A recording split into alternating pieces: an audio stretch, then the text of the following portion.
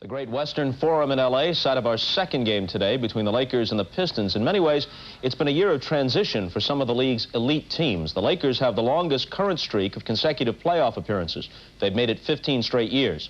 The Celtics and Bucks have each made it the last 12 years. But now take a look at the biggest drop-offs in record from last year to this. Same three teams. The Lakers are 11 games behind last year's pace. Here's Quinn Buckner with a look at the Lakers' situation. It's a sight so familiar to Laker fans, a season-ending champagne celebration with a championship banner hanging from the Forum's rafters. And when this season began, the Lakers were looking to make a move once again on yet another title. But those hopes suffered a devastating blow in November when Magic Johnson was forced to abruptly retire.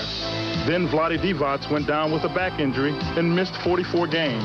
In spite of these setbacks, Mike Dunleavy's team was winning and was on a pace to win over 50 games until February when things began to collapse. Once we lost Magic, it really didn't sink in. You know, it really didn't hit us like everybody thought it would immediately. It wasn't an immediate impact, you know, and we continued to just play basketball the way we knew how. I think after about a month, you know, it finally just hit you. Not only did we lose our very best player, but we lost it in an area we couldn't afford it. Our team is deep up front when we have all our people, and that was the strength of our team, along with one of the truly great players ever played the game. So you take away Magic Johnson, Vlade, also a fragile team to start with, and you have what we have right now. Normally, you guys are getting ready to go into the playoffs and the championships. Playoff a foregone conclusion. Now you're fighting for the playoffs. Is that a different feeling, a strange feeling to you?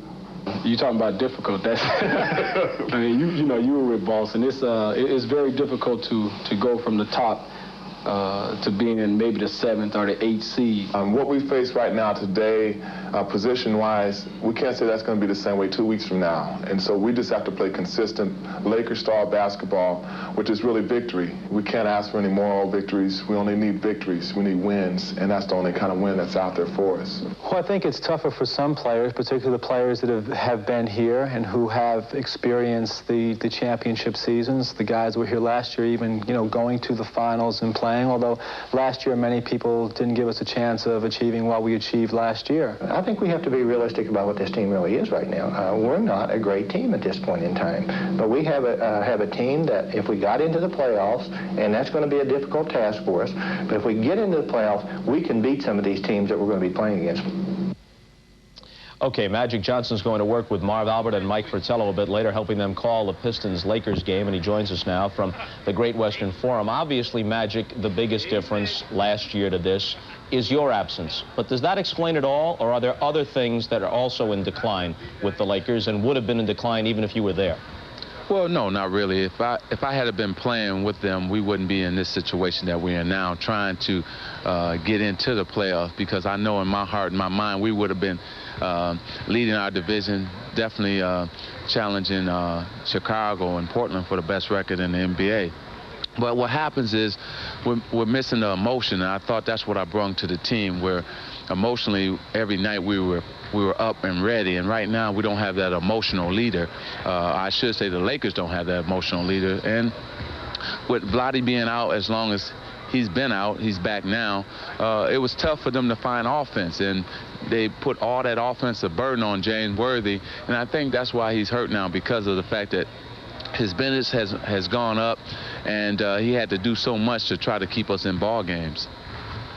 Is it possible that the Lakers, even if subconsciously, use your absence as a crutch? It's a big, big factor. Nobody could lose a Magic Johnson and not be terribly hurt by it. But is it possible that it becomes an ongoing excuse?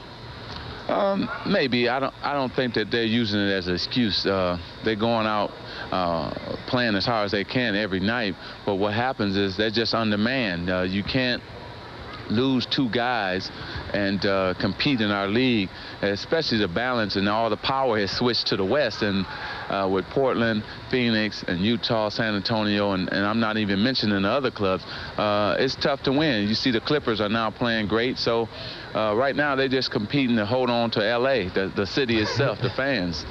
Irvin, this is Quinn. Before, while you were playing, your team was one that everybody would come into the forum and they'd say, hey, maybe we got a shot, but, you know, you would see a little sense of fear. Are you starting to notice now teams are coming with their chest bowed out a little bit more, a lot more confident about playing against the Lakers? Well, they're coming in. Oh, man, it's a whole different attitude, whole different story now. They coming in knowing that they can win. They are boasting, the shoulders high. And another thing, they coming in loose because they know that if they keep pressure on the Lakers 48 minutes, that they will wear them down because of the manpower. So it's a little different to be on the other side of what we used to do to people. People are doing to the Lakers now. Magic, thanks a lot. We'll look forward to your commentary with Marvin.